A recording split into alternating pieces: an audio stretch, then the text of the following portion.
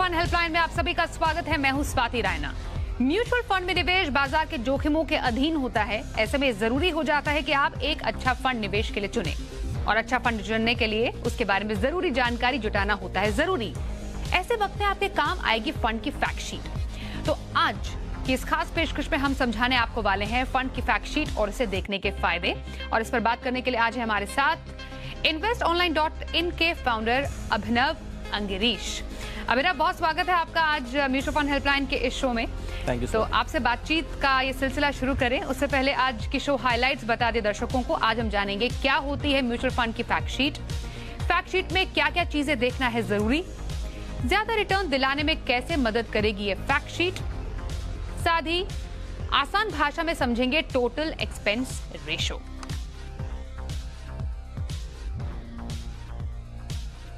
तो अभिनव, सबसे पहले हम आपसे यही जानना चाहेंगे, जब हम म्यूचुअल फंड की फैक्ट शीट की बात करते हैं तो क्या होती है फैक्ट शीट? फैक्ट शीट के फैक्ट्स क्या कहते हैं? ओके स्वाति, जैसा वो वर्ड है फैक्ट शीट, वो टिपिकली एक शीट है जो आपको स्कीम और फंड के बारे में सारी डिटेल्स बताती है एक सिंपल भाषा में।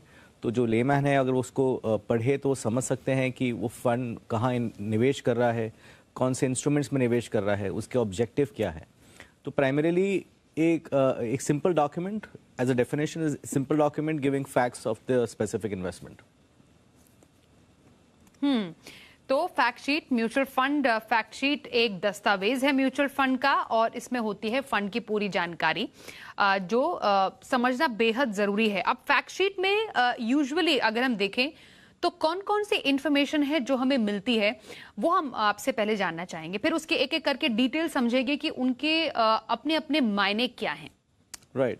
सो स्वाति, प्राइमरीली जो इन्वेस्टमेंट करने के लिए आपको इन्फॉर्मेशन चाहिए या आपके पास होनी चाहिए, वो सारी इन्फॉर्मेशन एक फंड के फैक्ट शीट में होती है।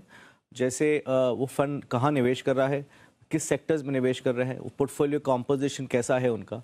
First things first, most of the fact sheets महीने के एंड में आती हैं। मतलब अगर जनवरी फर्स्ट वीक में देखेंगे आप तो जनवरी 10 तक टिपिकली दिसंबर तक का जो फंड ने निवेश किया, इन्वेस्टमेंट किया, उसकी सारी डिटेल्स वो फैक्ट शीट में होती हैं।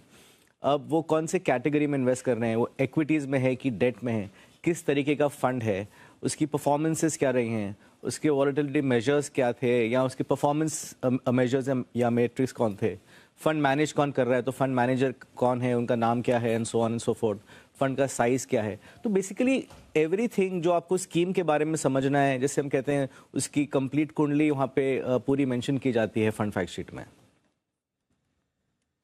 तो फंड फैक्ट शीट मतलब उस पूरे पर्टिकुलर फंड की कुंडली, जैसा कि बताया अभिनव ने, वो यहाँ पर मेंशन होती है इस पूरी फैक्ट शीट में। लेकिन जैसे किसी भी कुंडली को समझने के लिए और जानने के लिए किसी ज्योतिषी की जरूरत होती है, डेफिनेटली इस कुंडली को भी समझने के लिए एक प्रॉपर एक्सपर्ट की जरूरत होती है, जो हम आपसे अब समझना चाहेंगे अभिनव। फैक्ट शीट जरूरी होती क्यों है? ऑलराइट, सो ये इसमें एक अच्छी बात यह है कि इसको समझने के लिए आपको कोई एक्चुअली कोई एक्सपर्ट की ज़रूरत नहीं है। सिर्फ 2-3 चीज़ें अगर उनको आप अगर नहीं समझ पाए तो ही आपको एक्सपर्ट की ज़रूरत है। जैसे काफ़ी लेमैन लैंग्वेज में फ़ंड की फैक्ट शीट बनाई जाती है। फॉर एग्जांपल, अगर उसका फ़ंड का ऑब्जेक्टिव है तो वो आपको ऐसे इन्फॉर्मेशन देते हैं कि फ़ंड का ऑब्जेक्टिव है टू एक्विटीज़ में इन्वेस्ट करें जिससे आपका लॉन्ग टर्म वेल्थ क्रिएट होगा।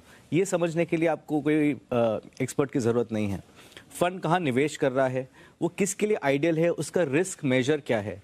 एक रिस्क मीटर आता है जो टिपिकली आपको बताता है कि फंड में कितना रिस्क है अगर आप उसमें इन्वेस्ट भी कर रहे हैं। इतना डिटेल्ड इन्फॉर्मेशन आपको मिलती है। बिसाइड्स फंड मैनेजर कौन है, उनकी पेडिग्री क्या है, वो कितने साल से वो फंड मैनेज कर रहे हैं, एक basic information about fund manager आपको वहाँ मिल जाती है। तीसरा, फंड का साइज़ क्या है, तो मतलब कि टोटल जो निवेश है फंड में वो कितने साइज़ का है। अगर ओपन एंडेड फंड है टिपिकली तो आपको हर महीने नेचुरली यूनिट्स भी ज़्यादा एलोकेट होंगे तो निवेश भी बढ़ेगा। तो जो एसेट्स जो फंड मैनेज कर रहा है, जो टोटल साइज़ है फंड का, वो भी इसमें मेंशन किया जाता है।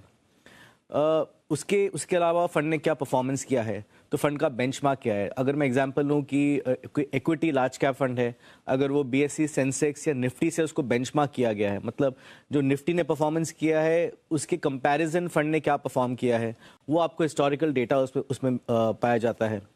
उसके अलावा वॉलेटिलिटी मेजर्स क्या हैं, तो कंपेयर या रिस्क मेजर्स क्या हैं, या फंड ने जो बहुत कॉमन मेजर्स आप उसमें देखेंगे वो होंगे शार्प रेशियो या अल्फा या बीटा, स्टैंडर्ड डिविएशन या टोटल एक्सपेंस रेशियो। ये समझने के लिए शायद आपको एक बार कोई एक्सपर्ट से अगर आप जानकारी लें तो वो आपको समझा पाएंगे इन सब मेजर्स का मतलब क्या है। बट बेसिकली एक सिंगल पेज में आपको सारी इन्फॉर्मेशन बड़ी आसानी से आपको प्राप्त हो सकती है और आपके समझ में भी आ सकती है एज अ लेमैन। ओके तो बेसिकली ये एक इंफॉर्मेशन का पूरा एक जो पेज है उसमें बहुत सारी चीजें मेंशन होती है जो समझना आसान है जैसा अभिनव कह रहे हैं, लेकिन कुछ ऐसे टर्म्स जिसका आपने जिक्र किया जैसे standard deviation, beta, Sharpe ratio और टोटल एक्सपेंस रेशो, ये कुछ ऐसे टर्म्स हैं जो हम आपसे थोड़ी देर में समझेंगे। उससे पहले हमारे साथ एक कॉलर जुड़ गए हैं, उनसे बात करते हैं। प्रदीप हमारे साथ हैं इस वक्त फोन लाइन पर। प्रदीप जी, आपका बहुत स्वागत है। आप हमारे शो में हमसे कुछ सवाल जानना चाहते हैं, बताइए क्या सवाल है और हमारे एक्सपर्ट है उसका जवाब देंगे आपको। Hello sir.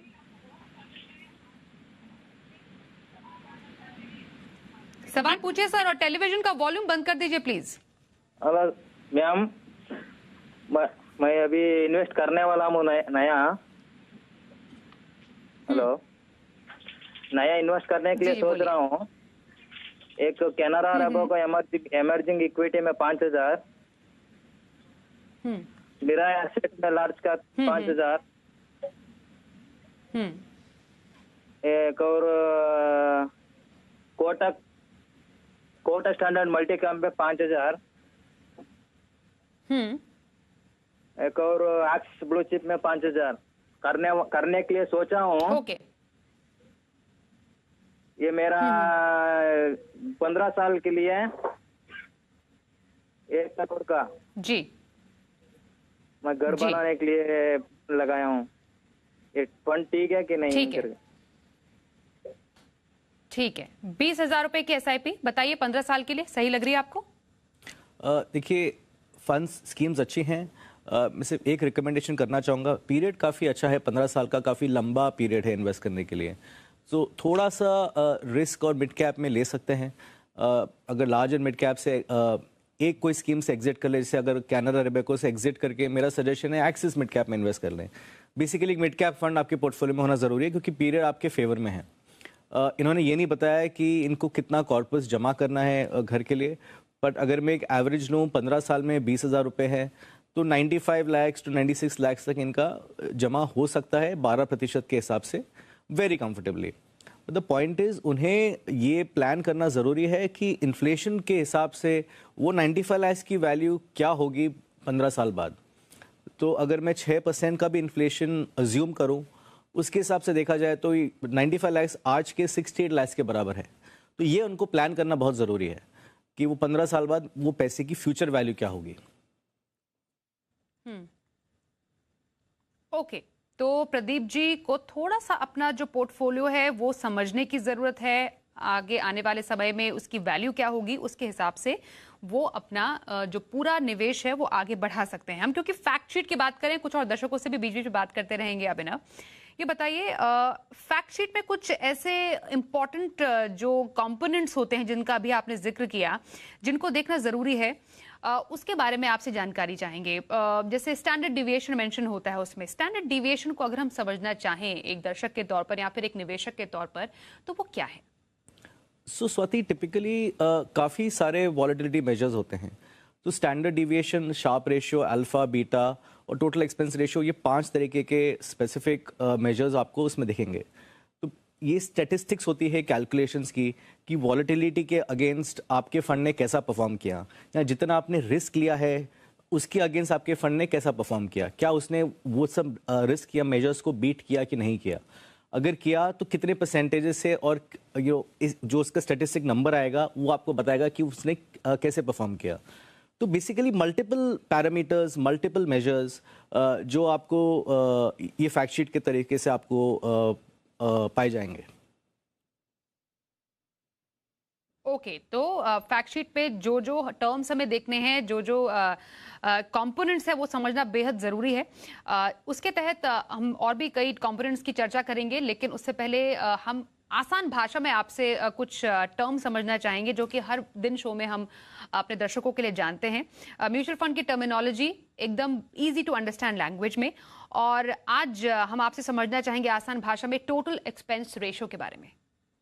सो स्वाति, टोटल एक्सपेंस रेशियो जो डेफिनेशन है, जैसा वो ये 3 वर्ड्स है, उसका मतलब ये है कि जो फंड का टोटल एक्सपेंसेस है वो स्कीम रन करने के लिए वो कितना है। सो फॉर एग्जांपल अगर आप देखें किसी अगर फैक्ट शीट में मेंशन किया है कि 1.5% टोटल एक्सपेंस रेशियो है, इसका मतलब हर 100 रुपये के फंड जो मैनेजमेंट साइज है उसके ऊपर फंड 1.5% एक फीस चार्ज करेगा जो फंड के एनएवी से डेबिट होती है over a period of time. ऐसा नहीं है कि फर्स्ट डे डेबिट हो जाए, it's over a period of time. अब ये 1.5 किस लिए है? वो स्कीम रन करने के लिए भी एक फ़ंड को एक्सपेंसेस इनकर करने पड़ते हैं, जैसे सैलरीज हैं, दूसरे एक्सपेंसेस है, कमीशंस है, हर एक चीज़ पे करने के लिए ये 1.5 उसका मैक्सिमम टोटल एक्सपेंस, जो टोटल खर्चा है उस स्कीम चलाने का, वो मेंशन किया जाता है, which is called total expense ratio. यहाँ पर समझना जरूरी है कि जब भी हम फैक्ट शीट को देखें, अभिनव अंगेरीश हमारे साथ है, हमारे आज के एक्सपर्ट। अभिनव, मैं आपसे इनफैक्ट कई जो व्यूअर्स हमें देख रहे हैं अभी लाइव, वो ये जानना चाहते हैं कि फैक्ट शीट, क्योंकि म्यूचुअल फंड में आप निवेश तो कर देते हैं, शायद इस बात पर ज्यादा ध्यान देते नहीं है कि हमें फैक्ट शीट को क्यों ध्यान से पढ़ने की जरूरत है। मैं चाहती हूँ कि उन दर्शकों के लिए आप थोड़ा सा डिटेल में और बताएं कि फैक्ट शीट में मेन क्या क्या पॉइंट्स देखने की जरूरत होती है। ओके, देखिए, फर्स्ट एंड मोस्ट इम्पॉर्टेंटली ये समझना बहुत ज़रूरी है कि आपने जो इन्वेस्टमेंट किया है वो किस पर्पस से किया है, और क्या वो आपके रिस्क पैरामीटर्स और आपका ऑब्जेक्टिव मीट करते हैं कि नहीं। सो फॉर एग्जांपल, अगर आपके पास फंड्स 1 या 2 साल के लिए हैं और अगर आपने इक्विटीज़ में इन्वेस्ट किया है तो ये आपके लिए सही इन्वेस्टमेंट नहीं है।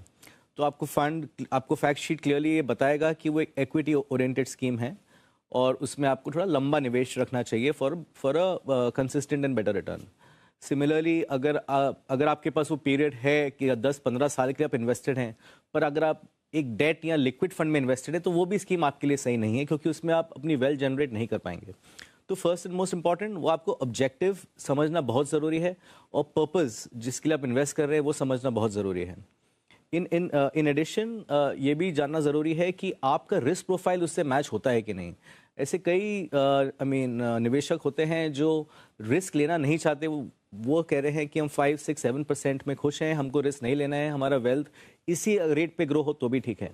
तो उनके लिए समझना ज़रूरी है कि वो रिस्क प्रोफाइल वो फंड से उनका मीट होता है कि नहीं होता है। अगर आप एडिशनली देखें, कई इक्विटी स्कीम्स होती हैं जिसमें अगर आप लार्ज कैप थीम हैं तो वो टिपिकली सिर्फ लार्ज कैप कंपनीज में ही इन्वेस्ट करेंगे। अगेन ये भी एक रिस्क मेजर है कि मैं मिड कैप या स्मॉल कैप में नहीं इन्वेस्ट करूँ, जो थोड़े से ज़्यादा रिस्की होते हैं, या मैं लार्ज कैप में रहूँ या एक स्पेसिफिक थीम में इन्वेस्ट करूँ। अगेन ये सारे ऑब्जेक्टिव्स हैं और आपके रिस्क मेजर्स को मीट करने के लिए बहुत ज़रूरी हैं। मोस्ट इंपॉर्टेंटली ये भी देखना ज़रूरी है कि फ़ंड का एग्जिट लोड है तो कितना है। कई फंड्स का एग्जिट लोड 2 या 3 साल तक भी होता है। अगर आपके पास वो पीरियड है इन्वेस्टमेंट का तो आपको चिंता करने की ज़रूरत नहीं है, पर आपकी इन्फॉर्मेशन के लिए काफ़ी ज़रूरी है देखना कि फंड में एग्जिट कॉस्ट्स है कि नहीं है।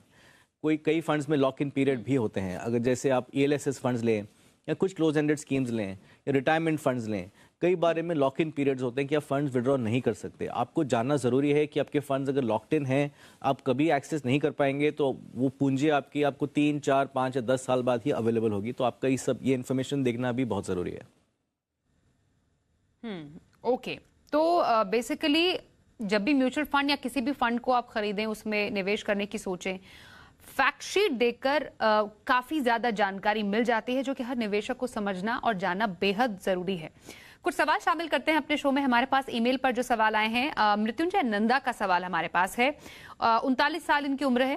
कह रहे हैं कि म्यूचुअल फंड में 7,000 रुपए की इनकी SIP है। एक फंड में 1 लाख रुपए का एक मुश्त निवेश है। PPF पे 2,000 रुपए, 1,000 रुपए RD में इनके जा रहे हैं। बेटे की पढ़ाई के लिए 2034 में इन्हें फंड चाहिए। फिर बेटे की शादी करनी है, उसके लिए 2046 में इन्हें फंड चाहिए कुछ, साथ ही 2041 में रिटायरमेंट के लिए भी इन्हें कुछ रकम इकट्ठी करनी है। पोर्टफोलियो कैसा है बताइए? कुछ फंड्स इनके हैं, 4 फंड्स, 3 HDFC से रिलेटेड स्मॉल इक्विटी और हाइब्रिड फंड्स है, एक ICICI का ब्लू चिप फंड है इनके पास, और PPF RD जैसे उन्होंने बताया उसमें इनकी रकम जा रही है। कैसा पोर्टफोलियो लग रहा है अभिनव आपको इनका? फर्स्ट थिंग फर्स्ट स्वाति, देखिए इनका काफ़ी लंबा पीरियड है इनके पास इन्वेस्ट करने के लिए। इनकी फर्स्ट रिक्वायरमेंट 2034 में है, जो 15 साल बाद है। इनको हाइब्रिड या कॉन्जर्वेटिव हाइब्रिड जैसे इक्विटी सेविंग्स है, इनकी ज़रूरत नहीं है पोर्टफोलियो में। मेरे हिसाब से अगर वो वही अमाउंट वो HDFC स्मॉल कैप में ही ऐड कर लें, तो इनके पास एक लार्ज कैप ब्लू चिप का इन्वेस्टमेंट है और स्मॉल कैप है, वो परफेक्ट है इनके लिए। इनको और स्कीम्स की ज़रूरत भी नहीं है पोर्टफोलियो में। एडिशनली इन्होंने जो बाकी PPF और RDs जो इन्हें इन्वेस्ट किया है, वो एनीवे इक्विटीज़ का रिस्क वो उसको हेज कर लेगा। SIP इन्वेस्टमेंट है, आप हर महीने परचेज करेंगे, आपका रिस्क कंप्लीटली डिमिनिश्ड है कंपैरेटिवली, तो इसलिए आपको अग्रेसिव स्कीम्स लेना ज़्यादा ज़रूरी है। 7,000 रुपये इन्वेस्ट कर रहे हैं, अगर आप एवरेज 15 साल का पीरियड लें रफली, तो करीबन 47-48 लाख के आसपास इनका पोर्टफोलियो का साइज़ बन सकता है। जैसे जैसे वो पीरियड बढ़ता रहेगा कंपाउंडिंग की वजह से नेचुरली पोर्टफोलियो का साइज़ भी बढ़ेगा, बट इनके विड्रॉल्स भी हैं बीच में। मेरा सजेशन है ये जब हो सके एनुअली, जैसे आपकी इनकम बढ़ती है या आपको कोई इंसेंटिव्स आते हैं, आप प्लीज़ अपना इन्वेस्टमेंट कंटिन्यूसली बढ़ाते रहें। जैसे पहले सवाल में भी हमने बताया था, इन्फ्लेशन एडजस्टेड रिटर्न्स देखना बहुत ज़रूरी है।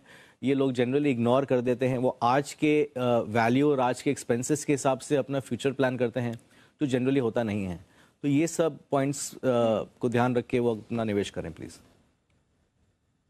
ओके, तो ये एक ज़रूरी बात मृत्युंजय जो आपको ध्यान में रखनी है कि समय के साथ साथ अपना निवेश आप बढ़ाते रहिए, और आपके निवेश के लिए बहुत बहुत शुभकामनाएं आपको। हमारे आज के टॉपिक से रिलेटेड हमें सवाल भी बहुत सारे आ रहे हैं अभिनव, और इनफैक्ट एक दर्शक हमसे पूछ रहे हैं कि उन्हें शार्प रेशो के बारे में जानना है, और फैक्ट शीट में ये भी काफ़ी अच्छी तरह से मेंशन होता है, तो कैसे समझे शार्प रेशो को? स्वाति, अगर हिस्टोरिकली देखें, Sharpe ratio was introduced by someone called as William Sharpe in 1966, और 1996 में इसका थोड़ा करेक्शन भी किया था फॉर्मूलाज में, broadly to make it more cleaner. तो सर बेसिकली शार्प रेशियो ये कैलकुलेट करता है कि जो आपका बेंचमार्क है उसके अगेंस्ट जो आपका रिटर्न आया है वो बेसिकली क्या नंबर है। सो वो एक एनुअल एवरेज लेने के हिसाब से एक कैलकुलेशन होता है, तो वो जो नंबर आता है वो डिफरेंस है, वही शार्प रेशियो कहलाया जाता है। ओके, तो निवेशकों को शार्प रेशो को दर्शाने वाला फंड चुनना चाहिए, ये एक बहुत ही इंपॉर्टेंट फैक्टर है शार्प रेशो में। ओके, तो ये तो हमने जान लिए फैक्ट शीट के अलग अलग कंपोनेंट्स, लेकिन शो खत्म करने से पहले हम एक टिप जरूर देते हैं अपने दर्शकों को। तो अभिनव, आपकी तरफ से दर्शकों के लिए टिप ऑफ द डे क्या है? स्वाति, मैं कहना चाहूँगा कि आप हर इन्वेस्टमेंट गोल बेस्ड इन्वेस्टमेंट के हिसाब से चलें। बहुत ज़रूरी है गोल सेट करना, कि आपको पता होना चाहिए आप किस लिए इन्वेस्ट आप कर रहे हैं। ऐसा हो सकता है कि आपके पास अभी कोई गोल सेट नहीं है, तो इसे एक अनडिफाइंड गोल में वो नाम देके वो गोल के हिसाब से इन्वेस्ट करें, क्योंकि आज नहीं तो कल कोई आपको रिक्वायरमेंट्स आएंगी, आपकी प्लानिंग होगी, जैसे जैसे फैमिली बड़ी होती है या एक्सपेंसेस बढ़ते हैं, फिर आप वो स्पेसिफिक फंड्स वो गोल के लिए यूज़ कर सकते हैं। गोल based investment is my recommendation for the day. तो गोल बेस्ड इन्वेस्टमेंट, और ये फाइनेंशियल प्लानिंग की पहली सीढ़ी होती है कि पहले गोल बनाएं और उसके बाद अपना इन्वेस्टमेंट आगे बढ़ाएं। इसलिए हमारे आज के एक्सपर्ट अभिनव का आपके लिए टिप यही है कि लक्ष्य आधारित निवेश करें, वही निवेश होता है सही और मार्गदर्शन से भरपूर। बहुत शुक्रिया अभिनव, हमारे साथ म्यूचुअल फंड हेल्पलाइन में आज शामिल होने के लिए। तो इसी के साथ आज के शो में बस इतना ही।